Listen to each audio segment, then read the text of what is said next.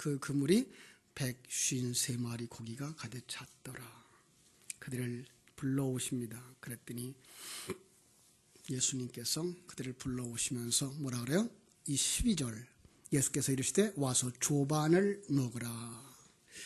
이 조반을 먹으라는 초청을 저는 마태복음 11장 28절과 연결시켜 봅니다. 수고하고 무거운 짐진 자들아 다 내게로 오라. 내가 너희로 쉬게 하리라. 이사야서 55장 1절에는 오라 너희 목마른 자들아 물로 나오라. 돈 없는 자도 오라. 너희는 와서 사먹되 돈 없이 값없이 와서 포도주와 젖을 사라. 왜 이렇게 초청하고 계신다고요? 세상 사람들은 모두 다 굶주려 있고, 그렇죠? 모두 다 지쳐 있기 때문이다. 그 굶주림은 참된 양식을 얻지 못한 굶주림이고, 그 지침은 참된 능력, 그 힘의 근원을 찾지 못하기 때문이다. 왜요?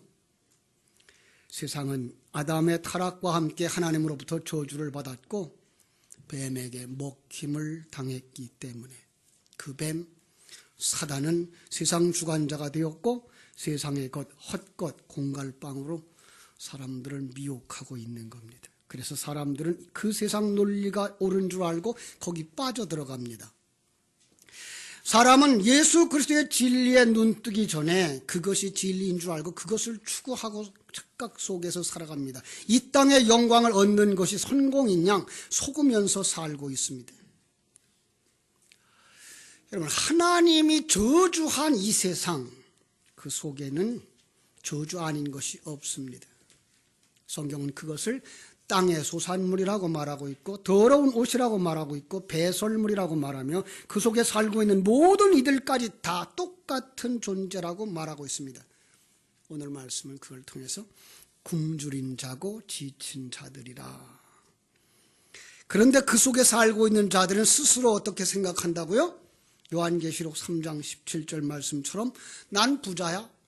난 괜찮은 사람이야.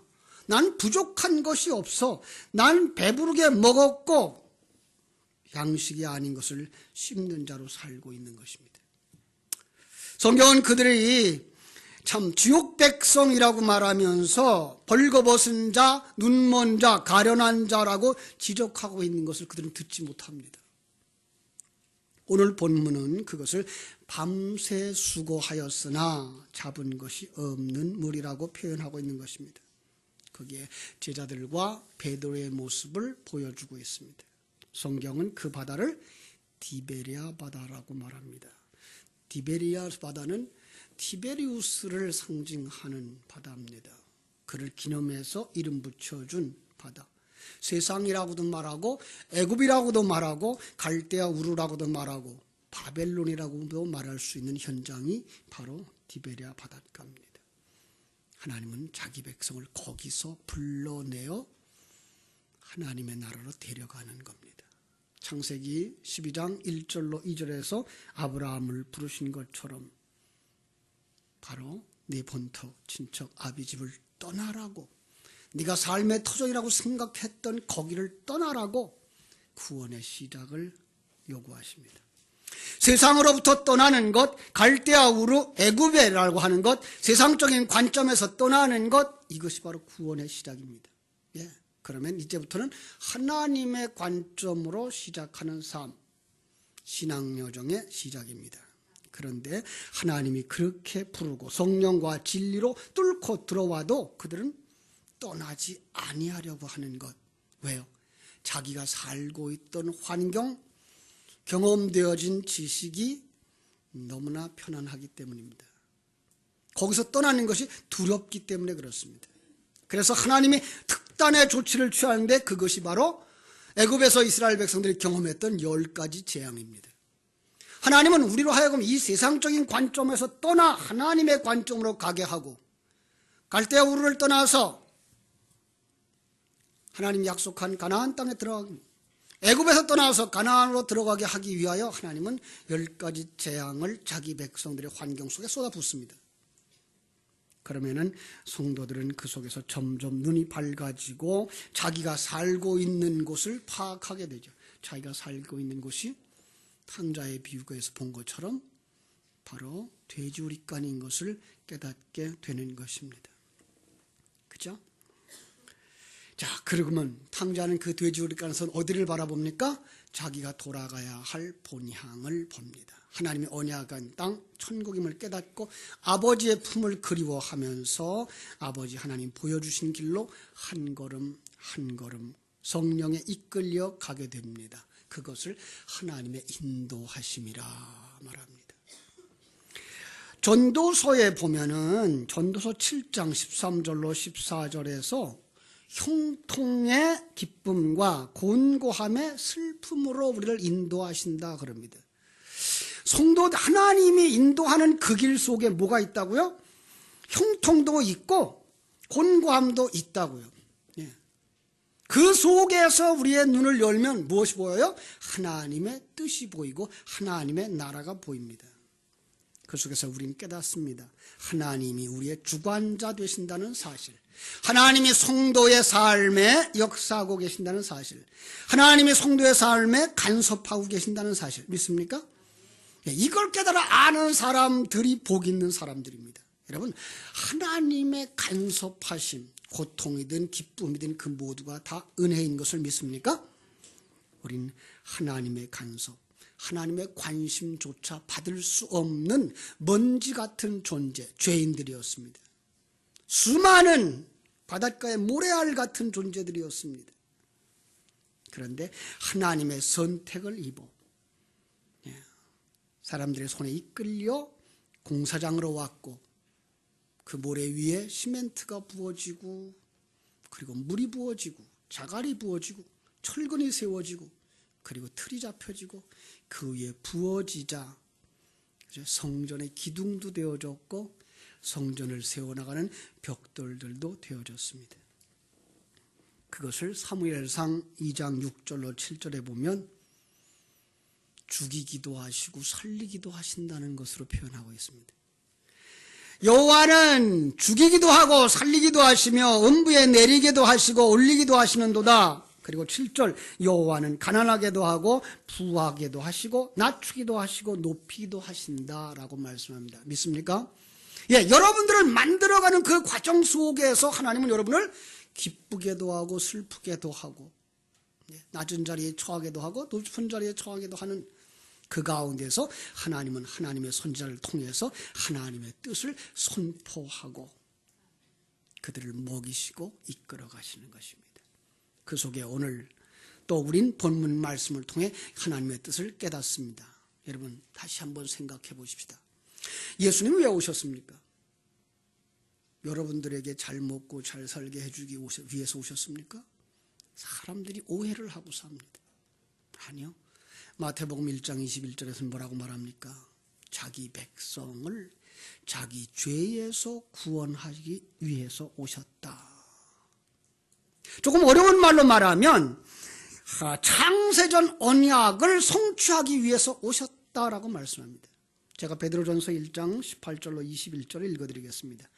너희가 알거니와 너희 조상의 유전한 망령된 행실에서 구속된 것은 은이나 금같이 없어질 것으로 한 것이 아니요 오직 흠없고 점없는 어린 양 같은 그리스도의 보배로운 피로 한 것이라. 그는 창세전부터 미리 알리신 바 된 자나 이 말세에 너희를 위하여 나타내신 바 되었으니 너희는 저를 죽은 자 가운데서 살리시고 영광을 주신 하나님을 그리스도로 말미암아 믿는 자니 너희의 믿음과 소망이 하나님께 있게 하려 하셨느니라.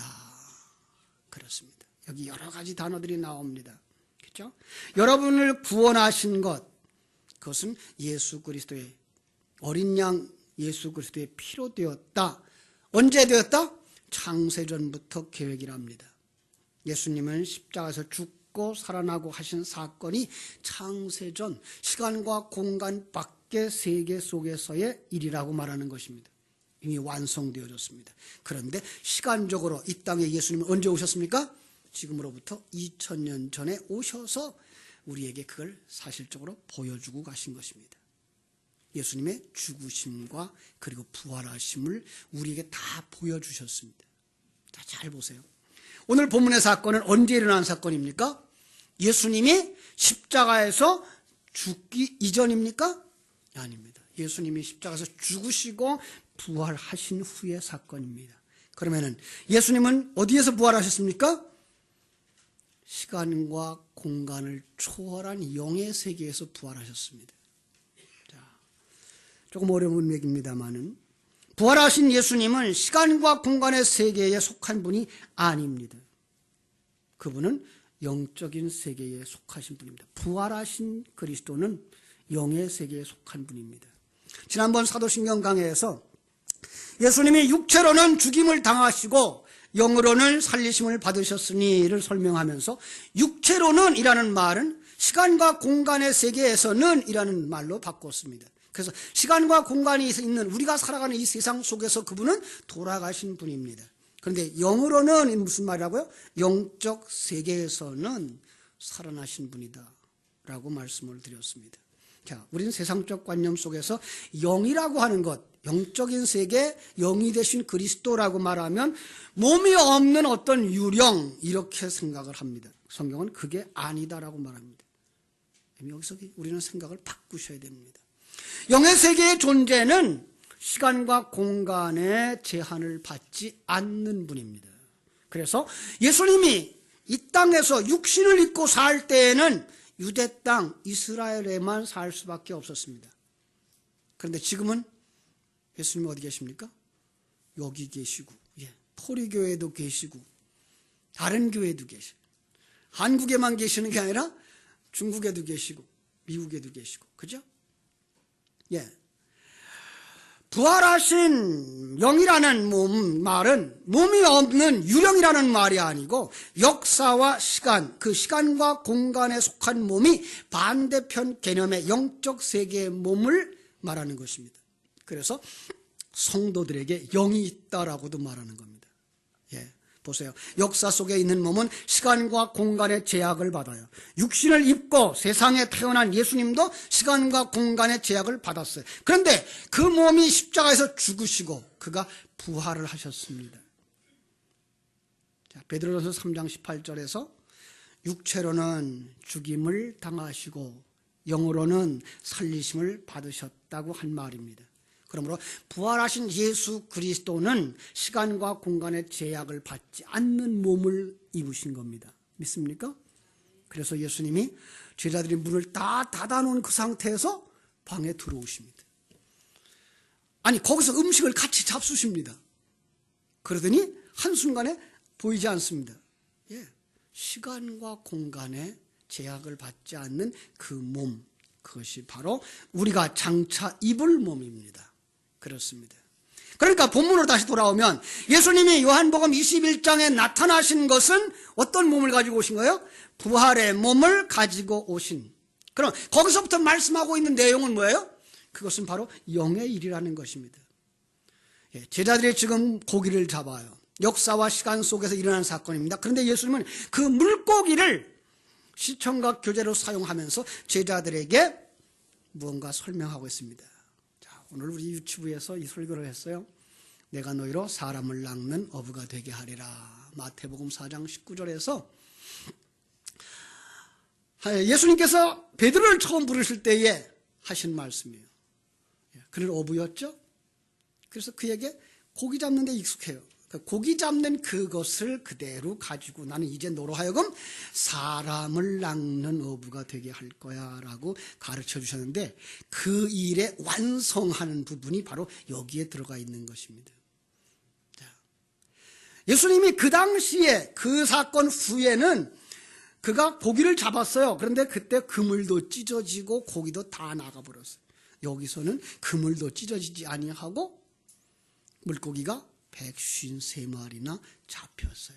이런 사건들을 통해서 하나님이 베드로를 사람 낚는 어부로 만들어가고 계시는구나로 우리가 볼 수가 있는 것입니다. 그렇습니다. 언제 고기를 낚죠?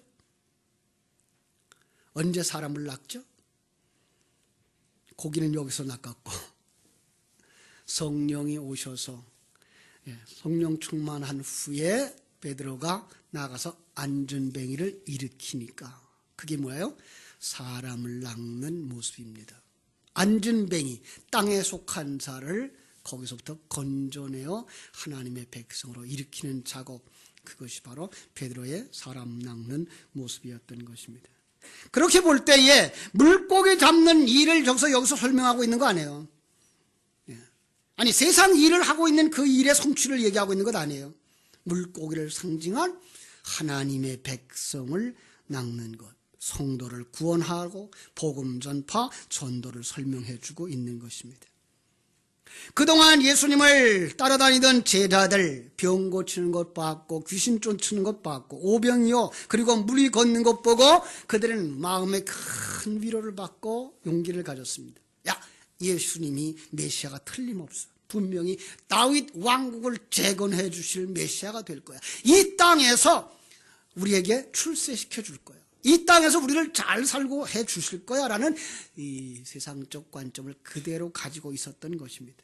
그런데 예수님이 정말 힘도 써보지 않고 십자가에서 그냥 돌아가십니다.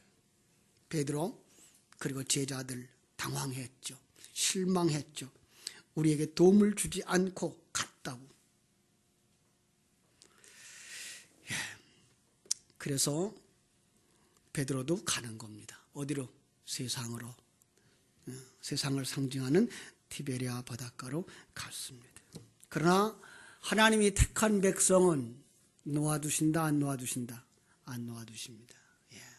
우리가 범죄하고 자기가 주인이 되어져서 자기 길로 간다고 할지라도 하나님은 그를 내버려 두지 않습니다.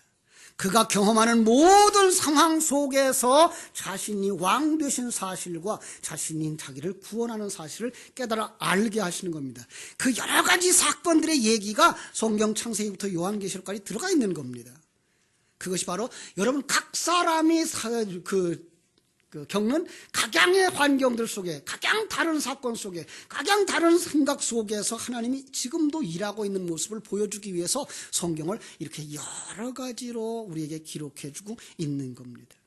여기 물고기, 그냥 세속적인 내용으로 말하면 물고기일 뿐입니다. 그러나 성경은 그 물고기를 하나님의 백성으로 예표하고 있는 것입니다. 부활하신 예수님이 제자들을 찾아왔습니다. 물고기 좀 잡았습니까? 아니요, 못 잡았습니다. 그럼 오른쪽으로 그물을 내려보십시오.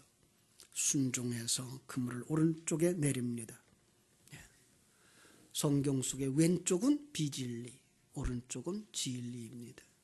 진리를 따라서 그가 그물을 내렸습니다. 그랬더니 거기에 153마리가 잡혔습니다. 153마리. 어떤 사람은 그 당시에 학자들이 기억하는 물고기 숫자는 153마리, 153종류였답니다. 아니요. 그 말을 그대로 153마리라는 말을 헬라어로 써놓고 거기에 숫자값을 따지면 그 숫자값과 하나님의 백성이라는 숫자값이 똑같습니다. 결국은 물고기를 통해서 그는 하나님의 자녀를 건져내고 있는 그림을 그리고 있는 것입니다. 베드로가 알아차렸습니다. 그리고 요한이 알아차렸습니다.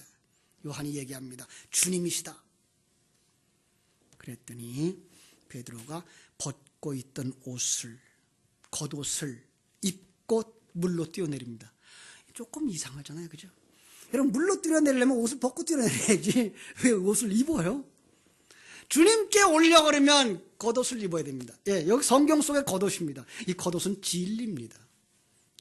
속옷은 율법을 상징하고 있고요. 겉옷은 진리의 옷을 상징하고 있습니다. 진리로 나를 입지 아니하면 주님 앞에 설 수가 없습니다. 거의 말해서, 다시 말해서 이것은 의의 세마포 옷입니다. 이것은 신랑 곁에 서기 위하여서 입는 뭐예요? 신부의 세마포입니다. 그렇게 입어야만 예수 곁에 서게 되기 때문에 그는 벗고 있을 때 물고기를 잡을 수가 없었습니다. 그러나 주님 곁에 설 때는 그는 옷을 입어야만 했던 것을 알 수가 있습니다. 그에게 주님이 사명을 주십니다. 어떤 사명을 주십니까? 아버지가 예수님을 세상에 보내신 것 같이 이제는 예수님이 제자들을 세상에 보내는다는 것입니다. 이 말씀 속에는 이제는 너희가 세상에서 내가 하던 일을 해라. 더 구체적으로 말한다면 이제 나는 하나님이 나를 도구로 삼아서 이 땅에 자신을 표현한 것처럼 나는 이제 너희들을 도구로 삼아서 이 땅에서 내 일을 할 거야 라는 것입니다. 여러분은 그래서 하나님의 도구가 되어져서 복음을 전파하고 그 복음과 함께 여러분은 진리로 화하게 되어지는 것입니다. 자신이 예수 그리스도에게 낚인 물고기가 되었으며 베드로가 미끼가 되어 다른 물고기를 낚아 올리게 될 것이라고 하는 사실입니다. 앞에서 우리가 한번 이 부분을 묵상한 적이 있습니다. 예수님이 제자들을 떠난다고 할 때 제자들이 낙심했다고, 그 근심하고 있을 때 제자들에게 예수님 말씀하십니다. 내가 가면 다른 보혜사를 너에게 보낼 거다. 그런데 성령님만 보내는 게 아니라 예수 그리스도가 다시 온다고 말합니다. 요한복음 14장 18절, 내가 너희를 고아와 같이 버려두지 않고 너희에게로 오리라. 마태복음 28장 20절, 내가 세상 끝날까지 너희와 항상 함께 있으리라. 성령이 오시면, 진리의 영이 오시면 누가 같이 와요? 예수 그리스도가 같이 오시는 겁니다. 삼위일체 하나님은 영의 세계 속에서 한 번도 떨어지지 않습니다. 예수님이 십자가에서 죽으시는 그 순간을 제외하고는 한 번도 떨어질 수가 없습니다. 떨어지면 그건 삼위일체 하나님이 아니십니다. 자, 그래서 성령이 오시면 이 진리를 알게 되리라고 말씀해 주셨습니다. 그리고 오순절 성령이 강림하사, 그죠? 베드로가 안전뱅이를 고치는, 하나님의 백성을, 땅에 속한 자를 건져내는 일을 하는 것을 보게 됩니다. 자, 그런데 이 사명을 부여하기 전에 베드로와 다른 제자들에게 초청합니다. 뭐라고요? 와서 조반을 먹으라. 아침밥을 먹으라. 여기 아침이란 말, 조반이라고 하는 말은 무슨 뜻인가 하면 새로운 날의 시작을 의미하는 날입니다. 아침은 새로운 날의 시작을. 여러분, 이것은 예수 그리스도의 부활로 시작되는 새로운 날을 의미하는 것입니다. 제8일입니다. 안식일입니다. 그리고 새 하늘과 새 땅입니다. 그 시작을 제자들에게 알리려는 것입니다.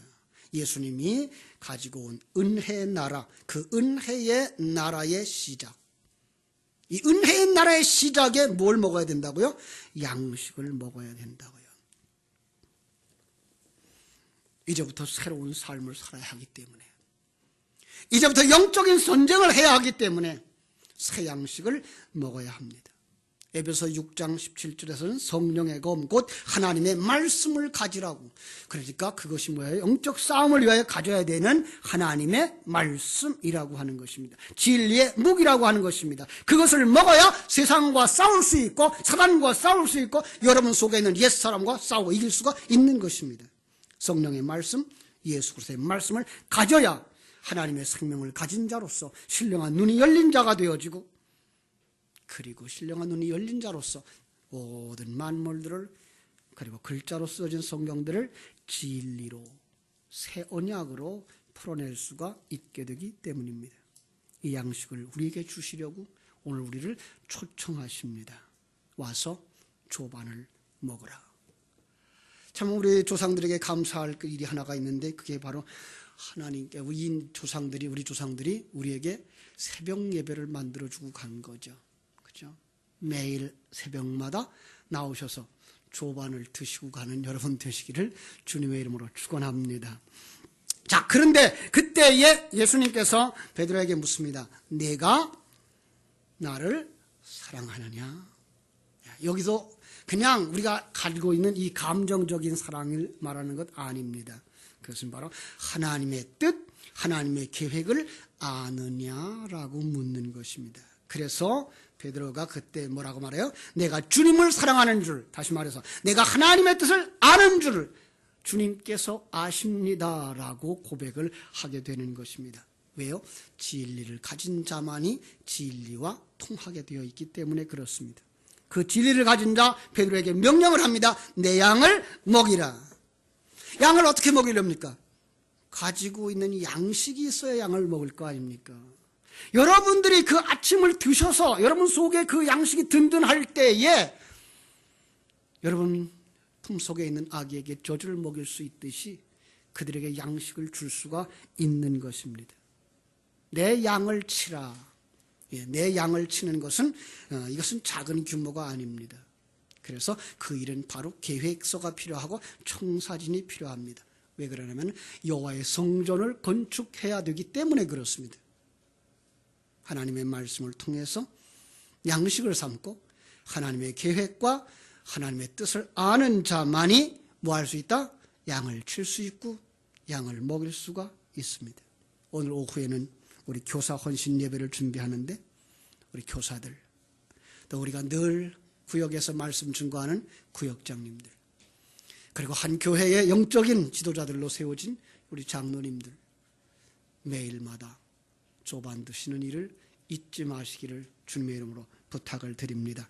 그래서 여러분들이 양식을 가지고 여러분 앞에 있는 양들을 먹이고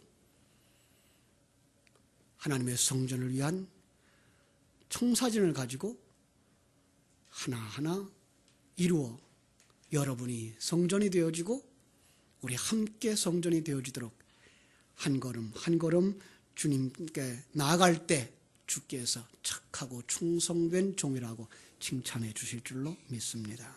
기도하겠습니다.